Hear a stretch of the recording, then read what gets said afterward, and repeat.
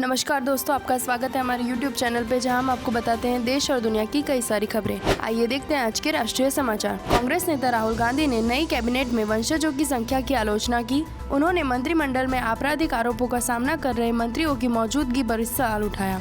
Lieutenant general Upendra Dwivedi अगले सेनाध्यक्ष के रूप में नियुक्त होने के लिए तैयार हैं।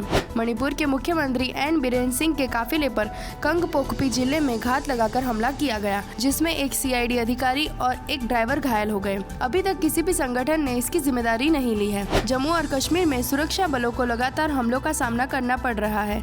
डोडा में मुठभेड़ में एक आतंकी मारा गया, जबकि कठुआ में एक अलग घटना में एक नागरिक की मौत हो गई। दिल्ली टोरंटो उड़ान पर एक फर्जी बम की धमकी वाला ईमेल भेजने के लिए 13 साल के लड़के को पकड़ लिया गया, जिससे सुरक्षा में खलेल पड़ा।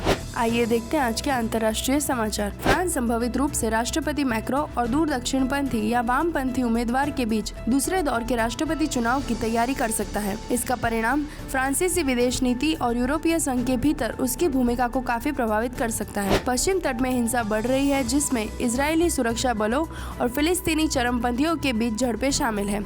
अंतर्राष्ट्रीय समुदाय दोनों पक्षों में संयम बरतने और शांतिपूर्ण समाधान का प्रयास करने का आह्वान कर रहा है। ईरानी परमाणु कार्यक्रम के संबंध में ईरान और विश्व शक्तियों के बीच चर्चा महत्वपूर्ण मोड़ ले सकती है। इन वार्ताओं की सफलता या विफलता का क्षेत्रीय सुरक्षा और ऊर्जा बाजारों के लिए महत्वपूर्ण प्रभाव हो सकता है। उत्तर कोरिया अपनी परमाणु महत्वाकांक्षाओं को लेकर चिंताएं बढ़ाते हुए एक और मिसाइल परीक्षण शुरू करने की तैयारी कर सकता है और कोरियाई प्रायद्वीप को और अस्थिर कर सकता है। दक्षिण कोरिया, जापान और संयुक्त राज्य अमेरिका की स्थिति पर कड़ी निगरानी रखने की संभावना है। विश्व स्वास्थ्य संगठन WHO में चल रहे मंकी पॉक्स के प्रकोप पर अपडेट प्रदान कर सकता है, जिसमें संभावित नए मामले और टीके और उपचार विकसित करने के प्रयास शामिल है। आइए देखते हैं आज के खेल समाचार। इस वर्ल्ड कप में जीता पहला मैच, सुपर 8 की उम्मीद बरकरार। T20 वर्ल्ड कप 2024 में बाबर आजम की कप्तानी वाली पाकिस्तान टीम शुरुआती 2 हार के बाद तीसरे मैच में जीत का खाता खोल लिया है। पाकिस्तान ने मंगलवार को न्यूयॉर्क में खेले गए मुकाबले में कनाडा को करारी शिकस्त दी। इस जीत के साथ पाकिस्तान की अब सुपर 8 क्वालिफाई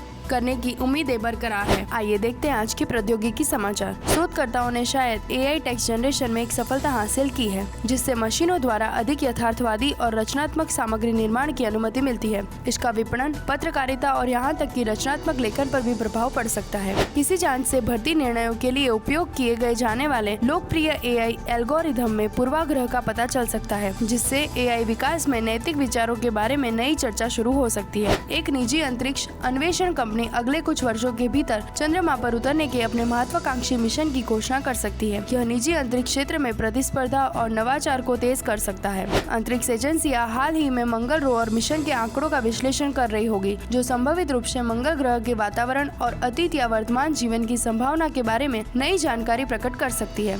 अंतर्राष्ट्रीय सहयोग ने महत्वपूर्ण बुनियादी ढांचे को लक्षित करने वाले बड़े पैमाने पर रैंसमवेयर हमले को नाकाम कर दिया है। इससे साइबर सुरक्षा उपायों पर सरकारों और निजी कंपनियों के बीच बढ़ते सहयोग का मार्ग प्रशस्त हो सकता है। साइबर सुरक्षा विशेषज्ञ ऑनलाइन दुकानदारों को लक्षित करने वाले एक नए फिशिंग घोटाले के बारे में चेतावनी दे रहे हैं, जो धोखाधड़ी वाले ईमेल और वेबसाइटों के खिलाफ सतर्कता का आग्रह कर रहे हैं।